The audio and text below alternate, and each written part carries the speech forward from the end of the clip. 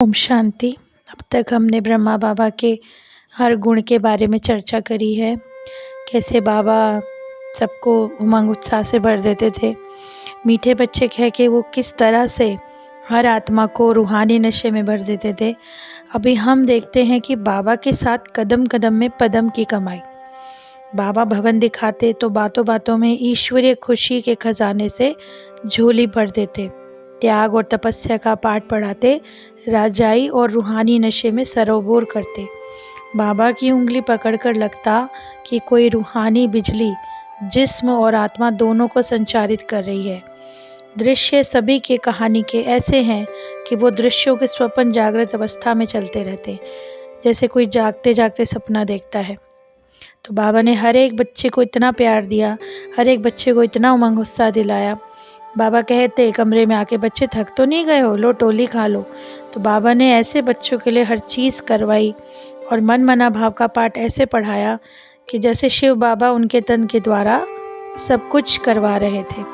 और उनका ये जो निमित्त मात्र का जो उनका जो निर्माण चित्त था, जो उनका स्वभाव था, उसके कारण तो हर आत्मा ऐसा फील करती जैसे मानो भगवान ही उनके सामने बात करते हैं।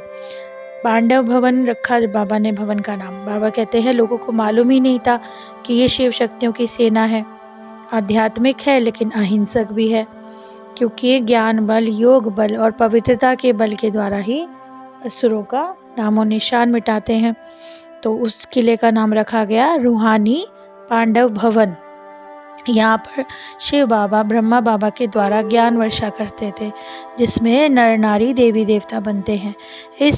यहाँ पर इंद्र की सभा लगती, जो दैवी वृत्ति को धारण करने वालों के लिए शुद्ध वातावरण वाली थी। पांडव वन मधुबन में है। तो आप जैसे देखते हैं विकारों पर जीत पाने के लिए हमें शांति से बैठना पड़ता है, तो वहाँ पे बहुत परम शांति मिलती है। तो इस भवन को बनाने के कार्य में जो मजदूर लगे हुए थे वो भी बाबा के सुमधुर और सुकोमल पितृ व्यवहार से बड़े प्रभावित थे, क्योंकि बाबा उन्हें बच्चे बच्चे मीठे बच्चे कहकर बुलाते थे।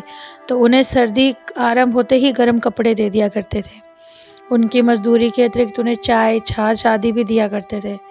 उनके लिए कभी मीठे चावल बनवाते, कभी खाने की कोई चीज़। तो बाबा ने कई बार उनके लिए कंबल भी मंगवाए, जूते भी मंगवाए। तो बाबा बाहर जाते तो पांडव भवन के मालियों, सफाई कर्मचारियों को विशेष खर्चा भी दे देते। तो बाबा को देखते लोगों का मन मोर नाचने लगता, ऐसा लगता कि धरती पर ये तो देवता हैं, और वो उनके आगे नमस्ते करते। बाबा को फूलों का बहुत शौक था। बाबा ने पांडव भवन के निर्माण में अन्य आवश्यकताओं को स्थान दिया। वहाँ एक हिस्से में फूलों का बगीचा बनवाया। बाबा कहते इस प्रकार के फूल और लगवाऊंगा। सेवा केंद्रों से पवित्र बनने और सेवा करने वाले बच्चे यहाँ आएंगे और उन्हें अपने हाथों से फल खिलाऊंगा। तो उनका इस तरह का मतलब प्यार और देखकर इंसान सभी हर्षित होते थे। जिसका मन सदा ज्ञान सूर्य परमात्मा की ओर रहे तो कोई उसको मतलब यही तो कह सकते हैं वो भी रूहे गुलाब हो ही जाता है। तो इस तरह बाबा भी रूहे गुलाब बन चुके थे।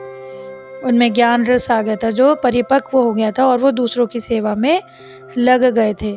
और जब कोई उनके सामने मेहमान आता तो बाबा पूछते, बताओ बच्चे आप कली हो या फूल हो? तो कोई तो बाबा के इस फूल को प्रश्न को हल ही ना कर पाता। तो किसी किसी से ऐसे पूछते, बाबा बच्चे आप में कोई माया का कांटा तो नहीं रह गया है? तो इसी तरह से बाबा को अपनी खुशबू बताते रहना और अंत में मुस्कुराते कहते, अच्छा जैसी अवस्था हो वैसा ही आकर फूल देना। उसके बाद सामने वाले को एक अजीब सी गुदगुदी का अनुभव होता, क्योंकि बाबा सम्मान तो देते थे। ऐसा तो नहीं बाबा हर किसी के लिए उनका बहुत निर्माण चित्त व्यवहार था। तो बाबा ने एक बगीचे में अंगूरों की बेल लगाई थी। इतनी नीचे थी कि कोई भी मतलब उसको उठा सकता था। तो अंगूरों के जब गुच्छे उतारे जाते थे तो उनमें इस अंगूरों में विशेषता होती थी कि इनमें बहुत रस होता था। बाबा जो है हर किसी को अपने हाथ से अंगूर खिलाते, बोलते शिव बाबा का संदेशा है। इस प्रकार से सब रसानुभूति के साथ यही बोलते, त्वमेव माता च पिता त्वमेव। और यहाँ पर इस बगीचे में एक बाबा ने कुटिया भी बनवाई थी। इसमें ऐसा लगता जैसे मान लो क्षण भर में बड़ी से बड़ी सबको अपनी समस्या का हल मिल गया हो। तो ऐसा महसूस करते वहाँ जाने वाले ये कुटिया नहीं बल्कि माया के तूफानों से बचने की एक लाइट हाउस है। तो बाबा ने इस तरह से कई निर्माण करवाए। उन्होंने ऐसे ऐसे बच्चों को बुलाया, बोले संदेश देके कि बाबा बुलाते हैं तुम्हें, मेरी छत्र छाया में आओ। तो शिव बाबा के संदेश को बाबा ने ऐसे फैलाया जैसे ज्ञान की अंधेरी रात में कोई ज्योति जगमग परमात्मा की ज्योति जैसे जग रही हो। तो बाबा की तपस्या का ही देखिए आज परिणाम है कि कितने ब्रह्मा कुमार कुमारियाँ कितने अच्छे सेवा में भी लग गए हैं, और बाबा की शिक्षाओं से आज भी लोग सीखते हैं कि कैसे बाबा ने अपना सब कुछ दे दिया और खुद पुराने कमरे में ही रहते। कभी बाबा कहते बच्चों शिव बाबा तो पुरानी दुनिया पुराने रथ में ही आते हैं, नई दुनिया सत्युगी तो आप बच्चों के लिए है। तो बाबा कहते हैं मैं कोई सन्यासी या गुरु नहीं हूँ जो आप बच्चों से सेवा पाठ पूजा कराऊं।